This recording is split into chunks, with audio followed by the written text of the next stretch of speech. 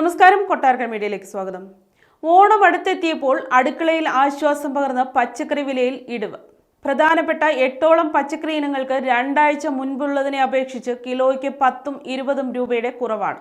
പ്രധാനപ്പെട്ട 8ഓളം പച്ചക്കറി ഇനങ്ങൾക്ക് രണ്ടാഴ്ച മുമ്പുള്ളതിനെ അപേക്ഷിച്ച് കിലോയ്ക്ക് 10ഉം 20ഉം രൂപയുടെ കുറവാണ് ഉണ്ടായിരിക്കുന്നത്. സെഞ്ചുറിയിൽ എത്തി നിൽക്കുന്ന ചേനയ്ക്ക് ഇപ്പോഴത്തെ ഹോൾസെയിൽ വില കിലോയ്ക്ക് 65 ആണ്. വെളുത്തുള്ളി കിലോയ്ക്ക് 100 രൂപ കുറഞ്ഞ് ഹോൾസെയിൽ വില 300 ആയി. മുളക്, ബീട്രൂട്ട്, സവാള, ചെറിയ ഉള്ളി, ക്യാരറ്റ്, ഇഞ്ചി, ഉരുളക്കിഴങ്ങ് എന്നിവയ്ക്കാണ് താരതമ്യേന വില കുറഞ്ഞത്. എന്നാൽ വഴുതന, നാടൻ പടവലം, വെണ്ടയ്ക്ക എന്നീ ഇനങ്ങൾക്ക് 10 രൂപ വീതം കൂടി. ക്യാബേജ്, മുരിങ്ങക്ക, തക്കാളി എന്നിവയ്ക്ക് മാറ്റമുണ്ടായിട്ടില്ല. രണ്ടാഴ്ച മുമ്പ് കിലോയ്ക്ക് 80 രൂപയുണ്ടായിരുന്ന കറിനാരങ്ങയ്ക്ക് ഓണമെത്തിയതോടെ 110 ആയി. 100 രൂപ ഉണ്ടായിരുന്ന മാങ്ങയ്ക്ക് 120 ആയി. അടുത്ത 2 ദിവസം 5 രൂപയോളം വില കൂടാൻ സാധ്യതയുണ്ടെന്നാണ് വ്യാപാരികൾ പറയുന്നത്.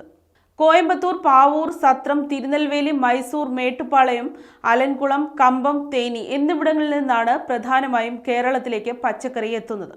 ജില്ലയിൽ ഹോർട്ടികോർപ്പ്, കുടുംബശ്രീ തുടങ്ങിയവയുടെ നേതൃത്വത്തിൽ ഓണം മുന്നിൽ കണ്ടാരംഭിച്ച ചന്തകളിൽ തദ്ദേശീയമായി കൃഷി ചെയ്ത പച്ചക്കറികളും ആവശ്യത്തിനുണ്ട്. അനധികൃത കച്ചവടം തകൃതിയായി നടക്കുന്നു. വഴിയോരങ്ങളിലും വാഹനങ്ങളിലും പച്ചക്കറി വിൽക്കുന്നത് ഓണം അടുക്കുംതോറും സ്ഥിരം കച്ചവടക്കാർക്ക് വിനയാവുന്നുണ്ട്. ഇത്തരം അനധികൃത കച്ചവടങ്ങൾ കാരണം കടകളിൽ തിരക്ക് കുറഞ്ഞെന്നാണ് പച്ചക്കറി കടക്കാർ പറയുന്നത്.